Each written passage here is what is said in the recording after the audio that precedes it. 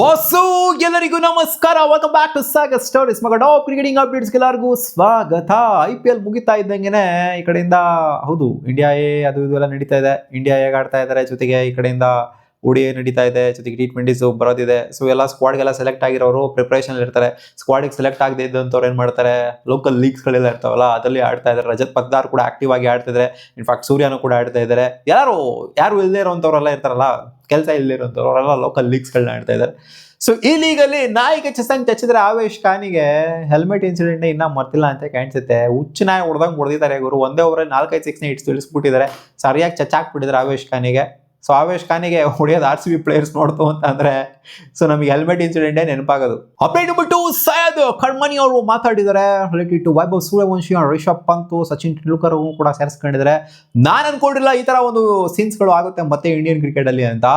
ನಾನು ಅನ್ಕೊಂಡಿದ್ದೆ ಸಚಿನ್ ತೆಂಡೂಲ್ಕರ್ ಆದ ನಂತರ ಅಂಡ್ ಎಕ್ಸೈಟಿಂಗ್ ಟ್ಯಾಲೆಂಟ್ ಯಾವುದು ಅಂದ್ರೆ ಅದು ರಿಷಬ್ ಪಂತ್. ಯಾಕಂದ್ರೆ ಆ ತರ ಮ್ಯಾಚ್ಗಳನ್ನ ಎಸ್ಪೆಷಲಿ ಟೆಸ್ಟ್ ಫಾರ್ಮ್ ಇಟ್ಟು ಗೆಲ್ಲಿಸ್ತಾ ಇರೋ ರಿಷಬ್ ಪಂತ್. ಸೊ ಅವರಾದ ನಂತರ ಇವ್ರನ್ನೇ ಅದರ ಬ್ರೈಟ್ ಫ್ಯೂಚರ್ ಇರೋರು ಅಂತ ಅನ್ಕೊಂಡಿದ್ದೆ ನಾನು. ಬಟ್ ಇಲ್ಲ, ಇವ್ರನ್ನ ಓವರ್ಟೇಕ್ ಮಾಡೋಕೆ ಬಂದಿರುವಂತ ಪ್ಲೇಯರು, ಮಾಡಿರುವಂತ ಪ್ಲೇಯರ್ ಇನ್ಫ್ಯಾಕ್ಟ್ ಅದು ವೈಭವ್ ಸೂರ್ಯವಂಶಿ. ಅಂದ್ರೆ ಟೆಸ್ಟ್ ಫಾರ್ಮೆಟ್ ಬಗ್ಗೆ ಮಾತಾಡ್ತಿಲ್ಲ, ಅಕ್ರಾಸ್ ದ ಫಾರ್ಮೆಟ್ಸ್ ನೋಡ್ಕೊಂಡ್ರೆ ODI ಫಾರ್ಮೆಟ್ ಮಸ್ತಾಗಿ ಆಡ್ತಾ ಇದ್ದಾರೆ. ಜೊತೆಗೆ T20 ಫಾರ್ಮೆಟ್ ಅಂತೂ ಕೇಳಂಗಿಲ್ಲ, ಅದ್ದೂರಿಯಾಗಿ ಆಡ್ತಾ ಇದ್ದಾರೆ. ಸುಮ್ನೆ ನಾಗರು IPL ಅಲ್ಲಿ 15 ವರ್ಷದ ಹುಡುಗ ಬಂದ್ಬಿಟ್ಟು ಆರೆಂಜ್ ಕ್ಯಾಪ್ ನ ತಗೋಬೇಕು ಅಂತಂದ್ರೆ ಸುಮ್ನೆ ಅಂತೂ ಅಲ್ವೇ ಅಲ್ಲ. ಆ ರೇಂಜಿಗೆ ಆಡ್ತಾರೆ. ಇನ್ಫ್ಯಾಕ್ಟ್ ಅಂಡರ್-19 ಲೆವೆಲ್ ಕೂಡ ಮಸ್ತಾಗಿನೇ ಆಡಿದ್ದಾರೆ. ಅಂಡರ್-19 ಲೆವೆಲ್ ಕೂಡ ಸೆಂಚುರಿಗಳನ್ನ ಇಳಿಸಿದ್ದಾರೆ, ಸಾಕಾಗಿ ಆಡಿದ್ದಾರೆ. ಸೊ ಇವ್ರಿಗೆ ಇನ್ನೇನು ಹೇಳೋದಕ್ಕಾಗುತ್ತೆ. ರಿಷಬ್ ಪಂತ್ ಕೂಡ ಓವರ್ಟೇಕ್ ಮಾಡ್ಬಿಟ್ಟಿದ್ದಾರೆ ಇವರು. ಸಚಿನ್ ತೆಂಡೂಲ್ಕರ್ನ ಅಂದ್ರೆ ಹೆಂಗಾಗಿ ಬಂದಂತವ್ರ ಲಿಸ್ಟಿಗೆ ತಗೊಂತು ಅಂದ್ರೆ ಇವರು ಮತ್ತೆ ಇವರು ಅಂತ 3 ಜನದ ಲಿಸ್ಟ್ ಮಾಡಿದ್ರೆ ಅದ್ರಲ್ಲಿ ಸಚಿನ್ ತೆಂಡೂಲ್ಕರ್ ಮೊದಲು ಬರ್ತಾರೆ, ಆಮೇಲೆ ವೈಭವ್ ಸೂರ್ಯವಂಶಿ ಬರ್ತಾರೆ. ಇನ್ನ ಸಚಿನ್ ತೆಂಡೂಲ್ಕರ್ನ ಓವರ್ಟೇಕ್ ಮಾಡ್ಬಿಟ್ಟಿದ್ದಾರೆ ಅಂತ ಹೇಳಿ, ಅವ್ರನ್ನ ಓವರ್ಟೇಕ್ ಮಾಡಿದಂತ ಹೇಳಕ್ಕಾರ ಮನ್ಸಾರು ಊರ್ತಾ ಇಲ್ಲ.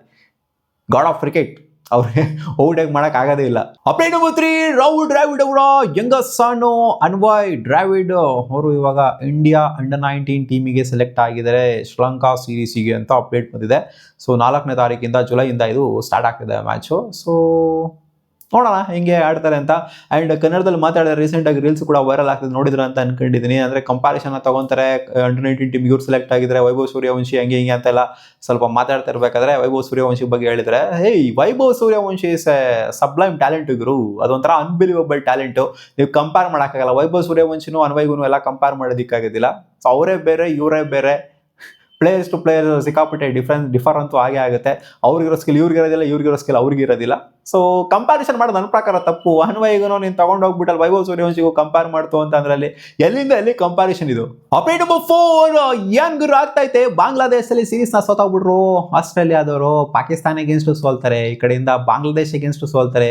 ಏಷ್ಯಾದಲ್ಲೇ ಏನೋ ಡಮ್ಮಿ ಆಗ್ಬಿಟ್ರ ತರ ಕಾಣಿಸ್ತೈತೆ. ಏನು ಆಸ್ಟ್ರೇಲಿಯಾದಲ್ಲಿ ಮಾತ್ರ ಅವ್ರದ್ದು ಹವಾ ಅನ್ನೋ ತರ ಕಾಣಿಸ್ತೈತೆ. 2023 ಇಂದ ಆಚೆಗಡೆ ಇವ್ರ ಪರ್ಫಾರ್ಮೆನ್ಸ್ ನೋಡ್ತು ಅಂದ್ರೆ ODI ಫಾರ್ಮೆಟ್ ಅಲ್ಲಿ ಹೆಂಗ್ ಬಿದ್ದಿದ್ದಾರೆ ಅಂತ ಅಂದ್ರೆ 50% ಗಿಂತ ಕಮ್ಮಿ ಬಿದ್ದೋಗ್ಬಿಟ್ಟಿದೆ. 44.44% ಇವರ ವಿನ್ನಿಂಗ್ ರೇಷಿಯೋ ಇದೆ, ವಿನ್ನಿಂಗ್ ಪರ್ಸೆಂಟೇಜ್ ಇದೆ. ನ್ಯೂಜಿಲೆಂಡ್ 68%, ಇಂಡಿಯಾದು 60.87%, ಅಫ್ಘಾನಿಸ್ತಾನದ 60% ಇದೆ, ಶ್ರೀಲಂಕಾದು 58% ಇದೆ, ಪಾಕಿಸ್ತಾನದ 53% ಅಂತಂದ್ರೆ ನೋಡಿ ಬಾಂಗ್ಲಾದೇಶ್ನ ಕ್ಲೋಸಿಗೆ ಬಂದ್ಬಿಟ್ಟಿದ್ದಾರೆ. ಬಾಂಗ್ಲಾದೇಶ ಹೌದು, ಬಾಂಗ್ಲಾದೇಶ್ನ ಸೋಲ್ಸೋದು ಸುಮ್ಮನೆ ಅಂತೂ ಅಲ್ವೇ ಅಲ್ಲ. ಸೊ ಬಾಂಗ್ಲಾದೇಶ್ ಅವ್ರು ಖಂಡಿತ ಡಾಮಿನೇಟ್ ಮಾಡ್ತಾರೆ. ಇಂಡಿಯಾದವ್ರು ಹೋದ್ರೂ ಕೂಡ ಕಷ್ಟ ಅಂತ ಕೊಟ್ಟಿದ್ದಾರೆ ಬಾಂಗ್ಲಾದೇಶಲ್ಲಿ, especially ODI format.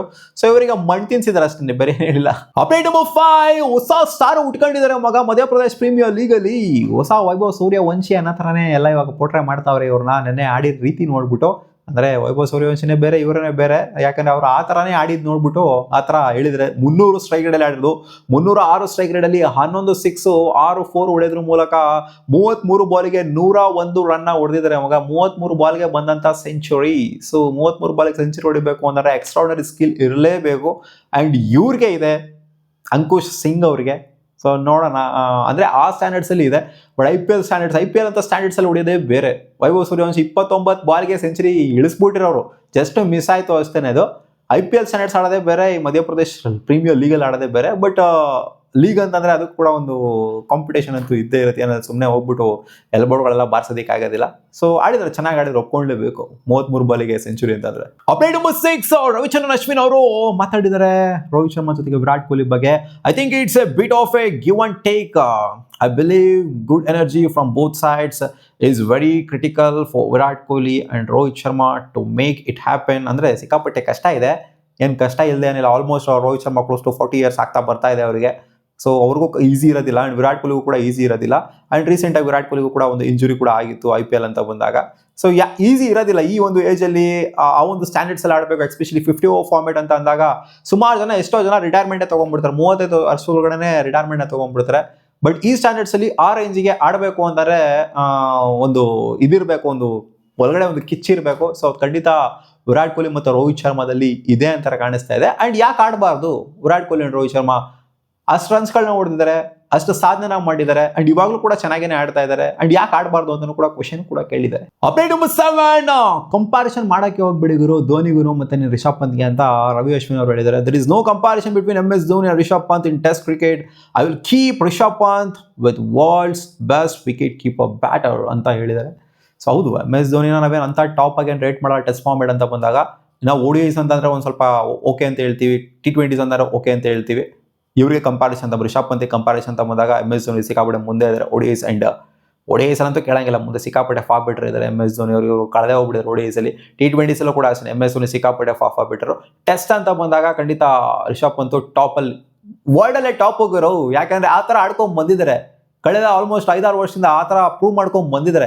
Unbelievable matches ಎಲ್ಲ ಗೆಲ್ಸ್ಬಿಟ್ಟಿದ್ದಾರೆ. ಅದರಿಂದ ವರ್ಲ್ಡಲ್ಲೇ ಟಾಪ್ ಆಗಿ ರೇಟ್ ಮಾಡ್ತಾರೆ ಅವ್ರನ್ನ. ಇನ್ನು ನಾವೇನು ಹೇಳೋದು ಕ್ವಶನ್ ಮಾಡೋದಲ್ಲಿ ಇಲ್ಲಿ MS ಧೋನಿ ಗ್ರೇಟಾ ಇವ್ರು ಗ್ರೇಟಾ ಅಂತ? ರಿಷಬ್ ಪಂತನೇ ಗ್ರೇಟು. ಅಪ್ಡೇಟ್ ನಂಬರ್ 8, ಏನಾಯ್ತು ರಿಯಾನ್ ಪರಾಗ್ ಸಖತ್ತಾಗಿ ಕಾಣಿಸ್ತಾ ಇಲ್ಲ ಈ ಒಂದು ಟೂರ್ನಮೆಂಟಲ್ಲಿ. ಡಬ್ಬಾ ಥರ ಕಾಣಿಸ್ತಾ ಇದ್ರು. ಒಂಥರ ಏನೋ ಒಂಥರ ಎಕ್ಸೈಟ್ಮೆಂಟ್ ಇರಲಿಲ್ಲ, ಒಂದು ಎನರ್ಜೆಟಿಕ್ ಇರಲಿಲ್ಲ.